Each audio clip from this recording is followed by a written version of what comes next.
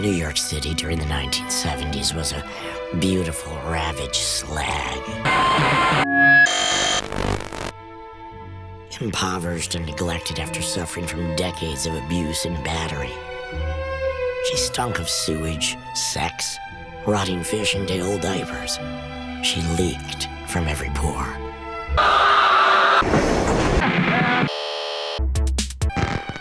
We were howling with delight, laughing like lunatics in the madhouse that was New York City. Thrilled to be rubbing up against the freaks and other outcasts who had all decided to run to Land's End and scream their bloody heads off. I took a walk through this beautiful world, felt the cool rain on my shoulder, found something good in this beautiful world. I felt the rain getting colder. Sha la la la la, sha la la la la la, sha la la la la, sha la la la la la.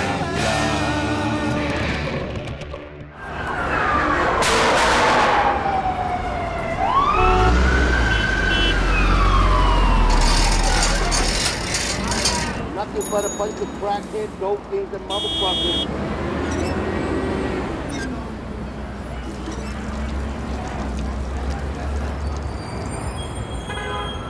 This is a show about a very special place, a very special time, and some very special people. So much happened, so much began on New York's Lower East Side.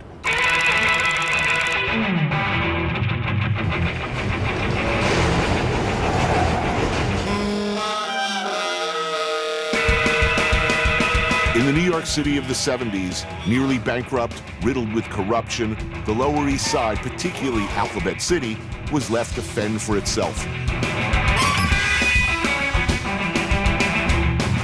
Huge swaths of it abandoned, ruined, or simply empty. Much of it became an open-air supermarket for drugs, whole blocks taken over by organized drug gangs. Rents were cheap, and the neighborhood started to attract a newer, highly energized and creative group of people who wanted to make things. Music, poetry, movies, and art.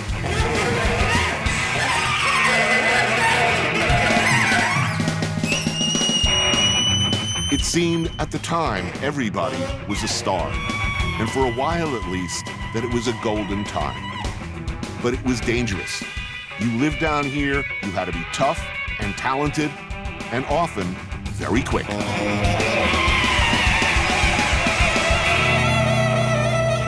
Now, things are different. Very different. Everybody together, ready? 1, 2, 3. Pick those feet up 6 inches and hold. Bring that arm over, pin the wrist, let's go. Is everybody clear? Yeah. I can't hear you. Yeah. Okay, on 3, 1, 2, 3, let's go.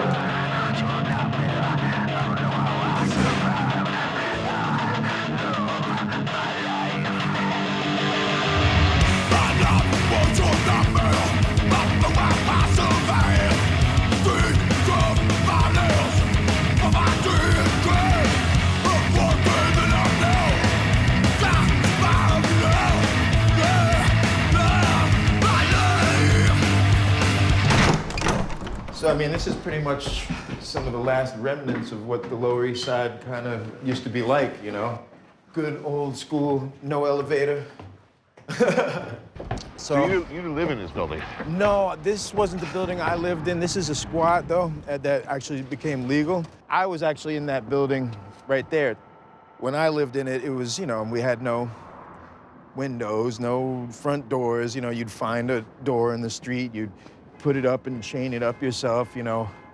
No running water. I used to bathe in the fire hydrant in front of the building, and I used to sleep with my pit bull so rats wouldn't get too close to me at night, you Right. know?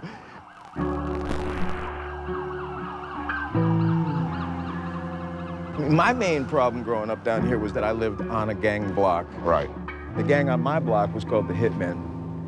And, you know, they were no joke, right? And I remember they would be hanging out on the stoop on the church across the street, smoking dust, all of them with their golf clubs and 007 knives, and everybody'd be listening to, of all things, Kraftwerk. Right. They'd be out there screaming, "We're gonna kill the next that comes out of that building," and I'm laying there thinking, wow, I gotta go to school tomorrow, man.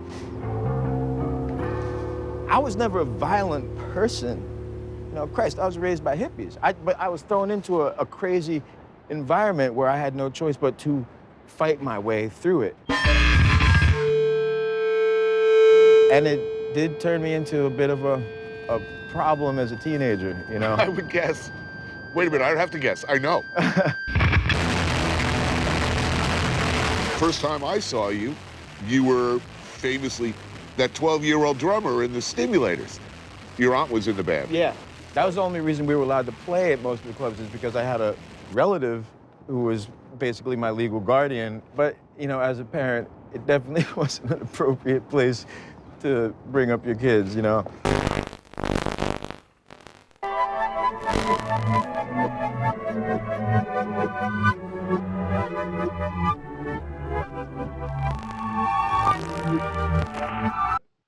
You came here first as a writer, as a poet. New York, in your mind, was where the writer's life was? Yeah, well, it was just the place that had the most stimulation. Was music even in the back of your head, or was poetry and writing? My model was Dylan Thomas there when I was a teenager, you know, so being a drunken womanizer, that was my ambition.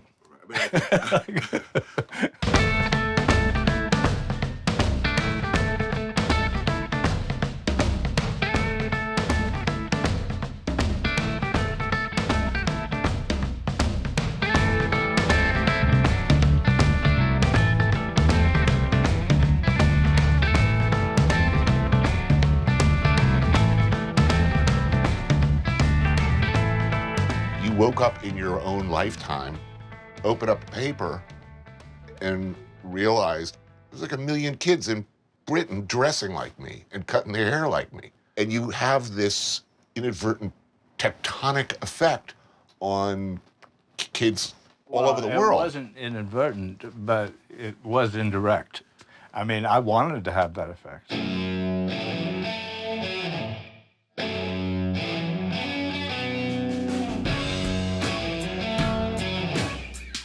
Other bands who responded to the way I was doing things got famous, so it ended up having this huge impact and influence. When I first saw a picture of the Sex Pistols, it was like, I just had to laugh. That's a charitable interpretation of events. Malcolm McLaren came to New York and saw the Voidoids and went back and built a boy band and said, you're going to dress like that guy.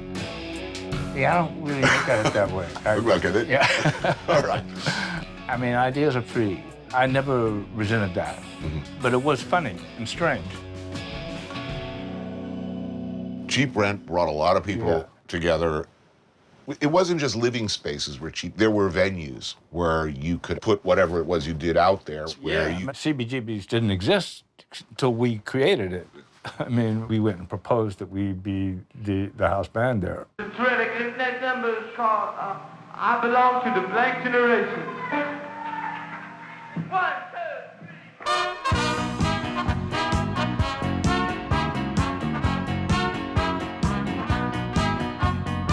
3. Do we over-romanticize that period? Was it special? I think the creation of the mythology of the 70s kind of began about in the mid-90s. I can see why people who weren't there wish they were there, but it goes against all my instincts to think that way, just because the idea is we didn't like where things were, so we decided to change them.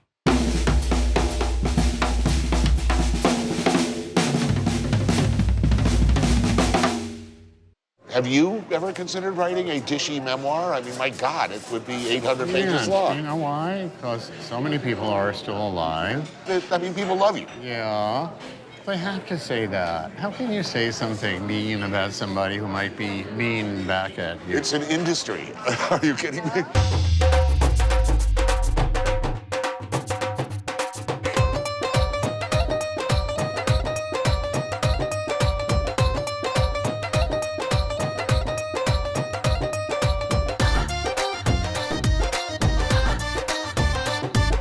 People ask, what was it like the first time you saw Iggy? And I didn't see him. I heard the music from down the hall. I mean, I thought, this is the rock and roll I always wanted to hear. Something that was this fierce, and yet you could sense there was a tune there.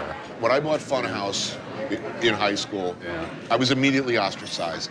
Yeah. This was defining music, and normal people didn't like it. The Ramones met because they were four outcasts in a high school with 5,000 people who liked Funhouse. Right. Okay? They had it all figured out that they would sell as many records as the great record sellers would sell. And in a few years, they would have so much money that they would retire and never have to work again. Right. That's what. They had to stay on the road for another 25 years. Yes. Do you know where the greatest financial success has come from? Hey Ho, Let's Go. Right. Sung in football and soccer stadiums around the world. The Ramones estates are gathering in more money from 5 seconds than they ever made in the... Is that the measure of greatness or eternity? It's one of them.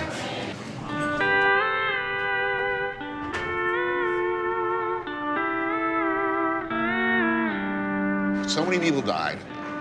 So many people didn't get recognized. Yeah. Richard Hill's still living in the same apartment he lived in 40 years ago. Who likes to move in New York? He got a good deal. The neighborhood got all better around him, you know. Iggy was supposed to be the one who didn't make it most of all. And he's still there, the most dangerous.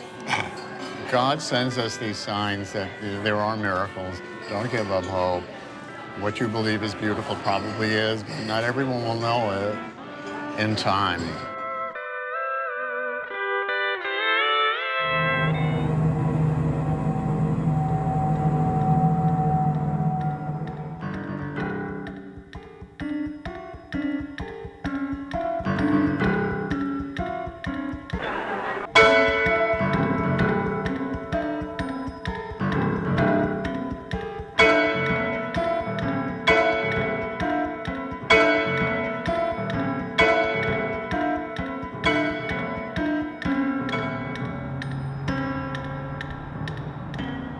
How hard was it to, if you're coming to New York, a section of New York that's completely broke, you are broke, you're going to be an artist, and not just art, but fairly confrontational. How committed do you have to be to do that, particularly at that time?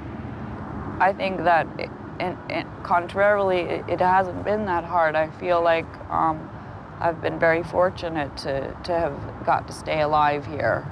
So, and I have everything I need. Look around us.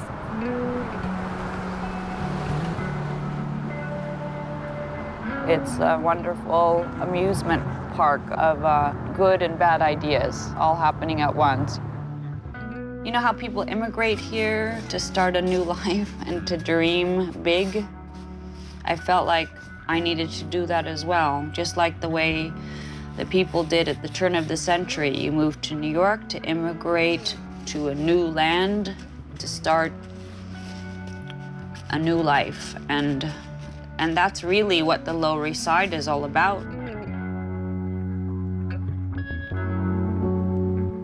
Who thrilled you back then?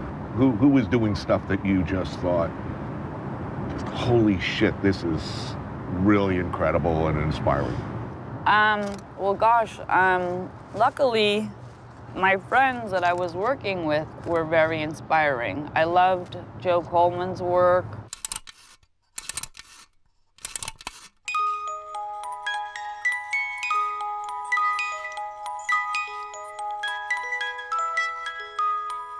The Lower East Side at that time was a destination for me. There was something, that compelled me, to just be there. And I would paint it. Squeeze in. Yeah. Wow. Wow. Oh, yes, you were telling me about this guy. Yeah. And here, if you want to use this. It's beautiful.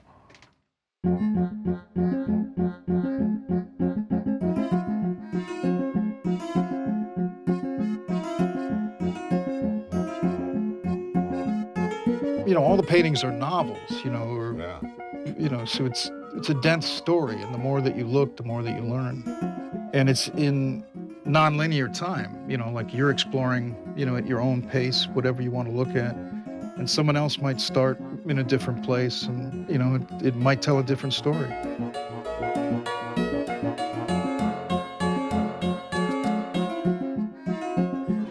The performance art, at what point? You came to paint, or did you come to paint? No, I came to paint, but the paintings were like implosions, where I was studying the world around me and myself inside, and the performances became literal explosions.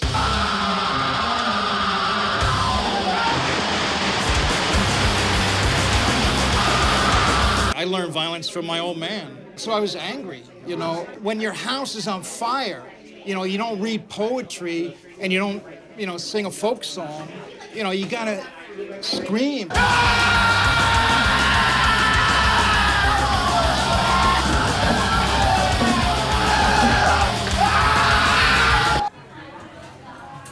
I missed all the great art of the time.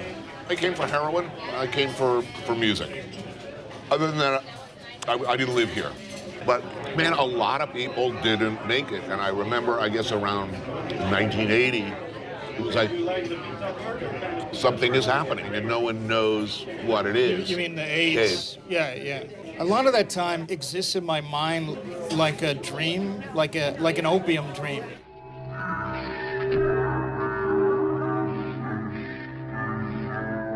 I have these people that I love that would just like drop out and fall out. I'm a little bit sad that I wasn't there. I wasn't present, you know, for them because I was too off in this other world.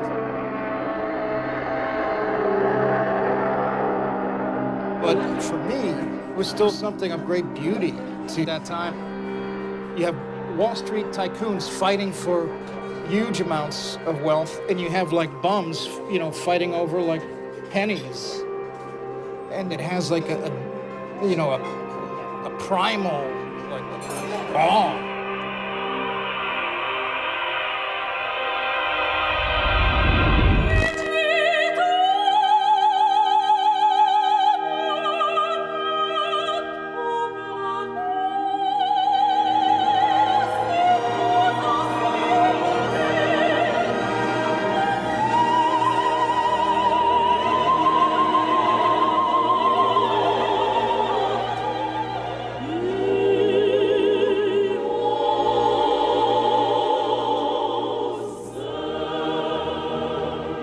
This is one of the places like Keith Haring and I would love to come here. Jean-Michel would join us, and we would have good meals here on a regular. And it was consistently the exact, you know, it's great when you can go to some place they have the exact same food. Come on, this is it. Still the same? Still exactly the same.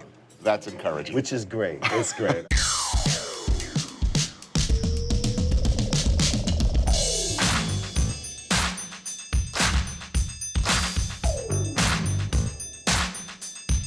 You've brought hip-hop culture to a very finite number of people initially on the Lower East Side.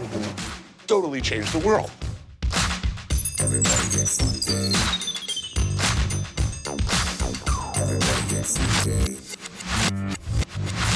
Teenagers at that time, we're doing something interesting, so I wanted to find some people that would listen to these ideas. And that's what led me to the Lower East Side and to connect with... I guess you met Glenn O'Brien. Glenn O'Brien, yeah. Hi, and welcome to TV Party. Fred, why don't you tell us a little bit about what the Holy Land looks like? I want you to know that I've been to the Holy Land. And the Holy Land is so funky.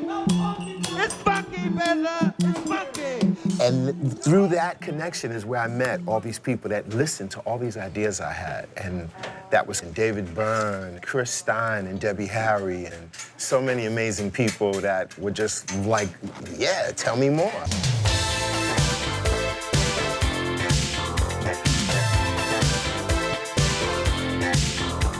What I think is under-celebrated about you guys in particular was your kindness. You were famously really, really supportive of the people you came up with, your contemporaries and people around you who weren't doing as well. You know, let each other sleep on each other's floors. Well, there was nothing at stake. There was nothing at stake. I just think a lot of people had low expectations. You didn't. I mean, you had a plan. Well, no, if we had a plan, we would have made more money and not got so completely fucked over by the industry, as it were. We had a plan to survive. Yeah, I mean, we had a plan to keep going doggedly.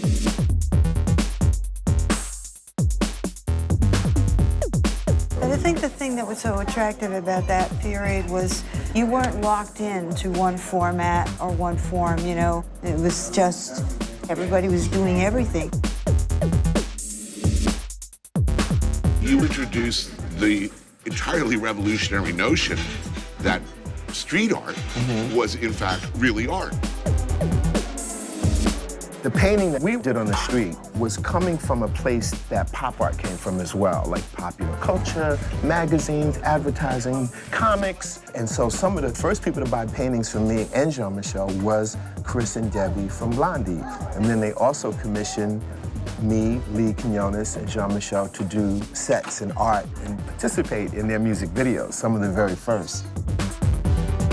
Your support and work with Fab Five Freddy, I mean, look at the soundtrack to the whole world now. It's hip-hop. That connection, that crossover there, you got to put considerable muscle and gravitas. I talked to all these record company guys, and I'd say 98% of them told me it was a fad. It's not gonna last. It's gonna go away in 5 years. And you recorded a song that was hugely... Well, I will say, you know, like, I'm very proud of the fact that, you know, we created a format that didn't exist in rap until then, and that is that we wrote a song that had a rap in it.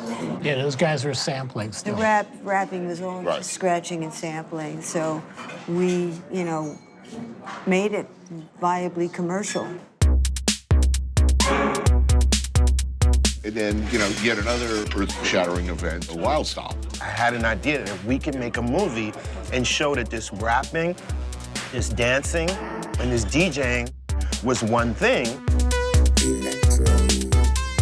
So I was on a trip to Germany not long after the film had aired, and I see these kids breakdancing. I'm like, what the hell's going on? As I got closer, I noticed the moves the kids were doing were the exact same moves that the Rocksteady crew does in Wild Style. But I then knew that this was going to translate globally. I remember that film opening, and that was a nuclear bomb. And it ended up being like the second highest grossing. Second to Terms of Endearment, which not many people think about now, but yeah. And we did well. You know, you gotta love that moment of corporate terror in the film industry when people are looking at the weekend grosses, and it's like, what's this? Who is this audience that did not appear in our metrics? No, it was a great, great experience.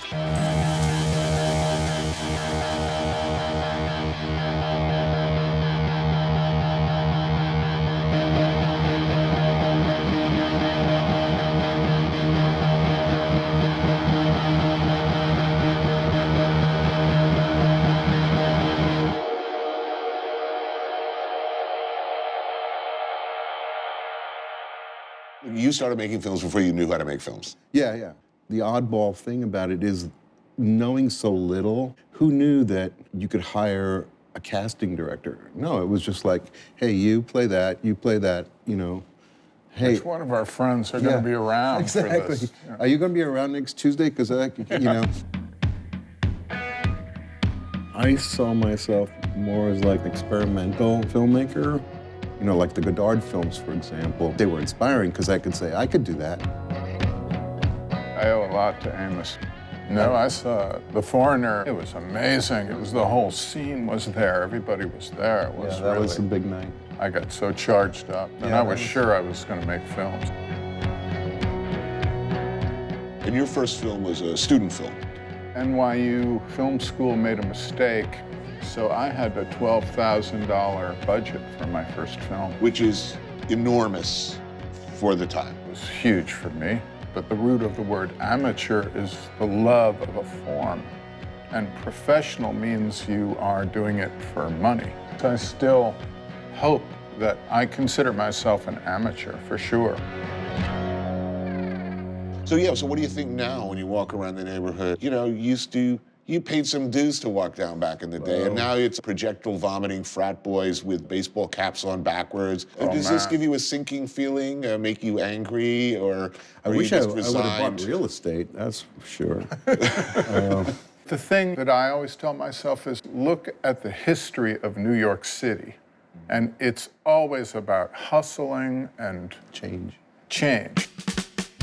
And if you want it to stay the same, man, you get the wrong historical spot, because there used to be a Native American trading post on the tip of Manhattan. It's now Wall Street, you know? I just don't want to go out in the streets no more. I just don't want to go out in the streets no more. Because these people, they give me the creeps anymore.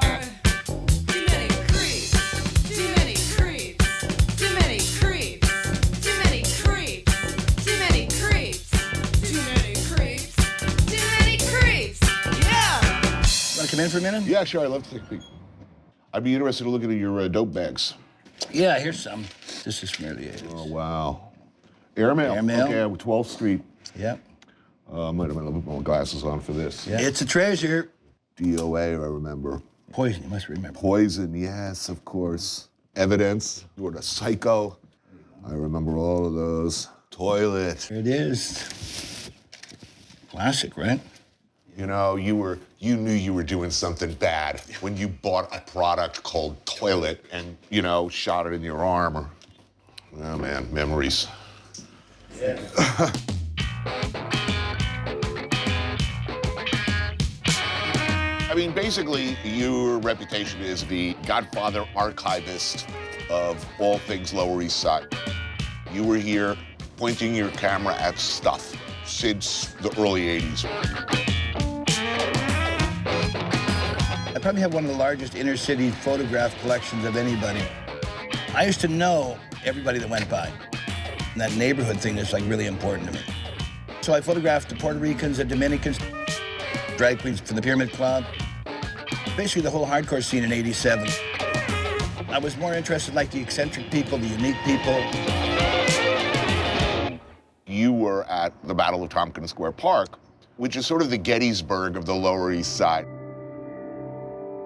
I remember it had essentially become clogged with nodding junkies, right. Homeless people who'd set up a permanent camp. It was dangerous. It was genuinely dangerous. When the police came down and decided to clean the park, the question is, who won? Well, in the beginning, we did.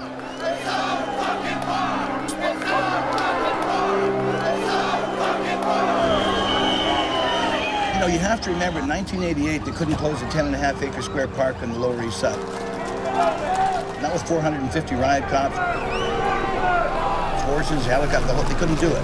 There were big bonfires in the middle of Avenue A, buses couldn't come down, cars couldn't down, it was stuck. You were on the news a lot, I remember. A lot, you were the most, like, despised man in... yes. I mean, in NYPD, Yeah. you were not their favorite photographer, let's put it that way.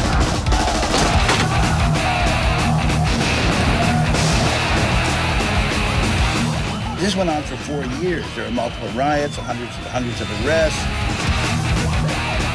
4 years here, a real solid conflict. Cops eventually got organized.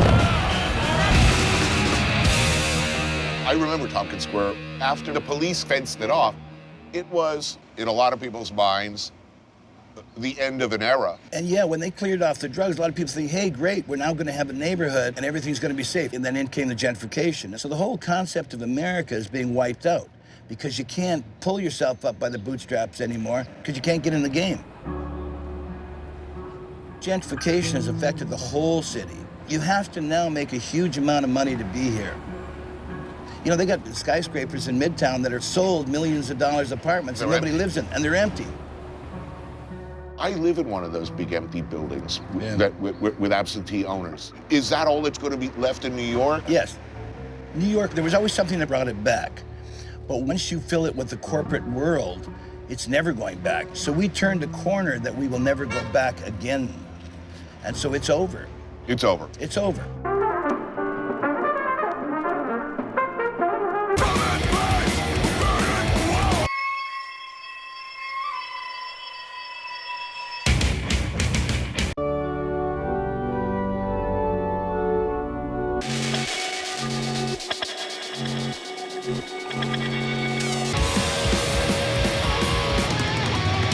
You know I have my eye on the octopus. Okay, then I'm going to go straight into the... Straight. You're gonna go straight. You're finally going straight. Little Oh too my late God, for that. I'm impressed. Can you verify exactly what straight means? Fuck if I know. No way, honey. Even when you're straight, you're not straight.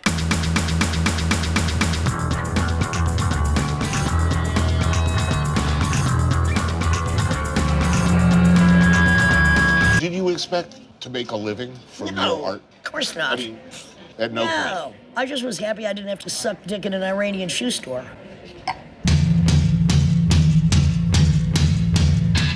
First of all, I thought I would come to New York to do spoken word, but spoken word didn't really exist. So I started Teenage Jesus and the Jerks.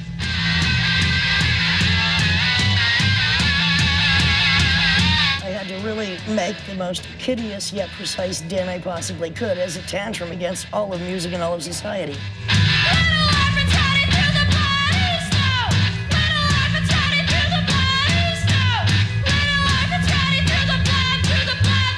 There were a lot of freakish, never could have happened at any other time. It seems to me bands who had a ready-made audience. Okay, as you did to an extent, you could basically say, I am a rock star. Well, no, wait. I am a star. No. And- First of all, I never said I was a fucking star. No, but I mean, not by word, but by deed and I deportment. didn't walk into any place thinking I'm a star. I walked in thinking I had shit to do. I wouldn't say I was a catalyst, I'd say I was a cattle prod. To get people to do shows, booking shows, curating shows, it's just what I do. It's like, let's go, let's do it. And when people would ask me to do things, I'd be like, yeah, I want to do it, of course. People were beautiful, doing things because they had to do it, not because of any other grand idea. So what made you happy back then? I mean, did you have any happy moments? Happiness was not the goal. Satisfaction was the goal, as it still is. My anger is on a global level. It's never on a personal level. I'm very happy. Right. I'm happy to have octopus with you tonight, my dear. When was the last time you had something this good in your mouth? I know you eat well, but this is like... That's been a while. This is pretty incredible.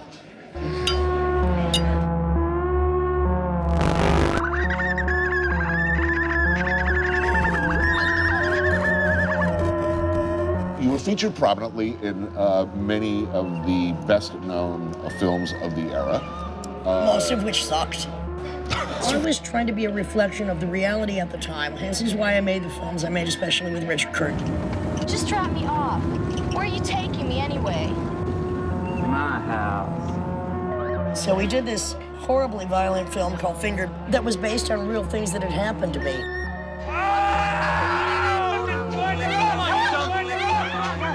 It was not glamorous, it was not pretty. It was offensive, but I'm trying to work out my psychosexual problems because I know I'm not alone in them by making films and speeches that will address the situation that I know other people suffer from. Okay, this was a film very influential, far beyond the We didn't think that imaginings when we did at it. the time. We didn't think that when we did it. We didn't give a shit. We just wanted to make a film and get it out there because we had to do something because we were burning and our blood was on fire.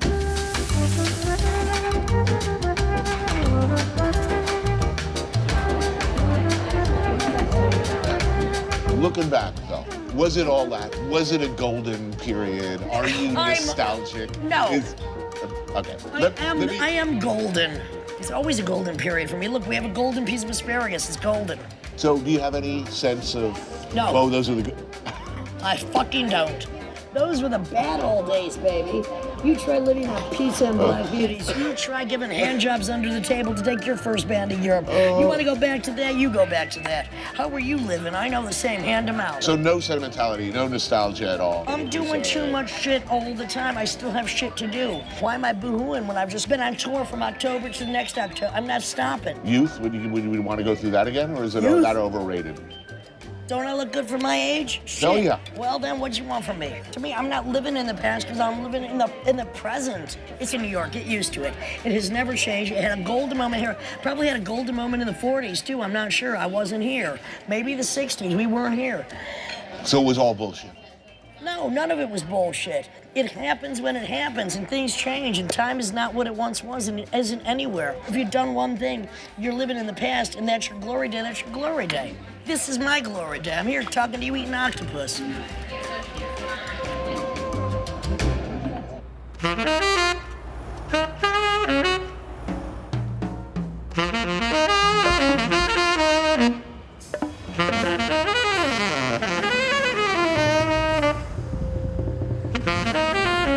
I try to make paintings that are so beautiful that I get lost in them while I'm doing them. And you just hope that other people get lost in it the same way. You know, I have a John Lurie over my bed. So you posted about that. Was nice that you posted that. And sometimes, you know, you get these letters and stuff. It's like, your painting saved my life, da-da-da. Yeah. But then sometimes, because I don't have any shows... Oh, that's great. It feels pathetic, you know? Well, this is incredible to me. What? You don't have shows. Like, That's regularly. insane, and it's sick, and it's wrong, and I don't even want to complain about it. You complain. I'm complaining about it. Yeah, okay. I'm bitter. Because I'm going to die one day, and they're going to be worth a lot of money. Right.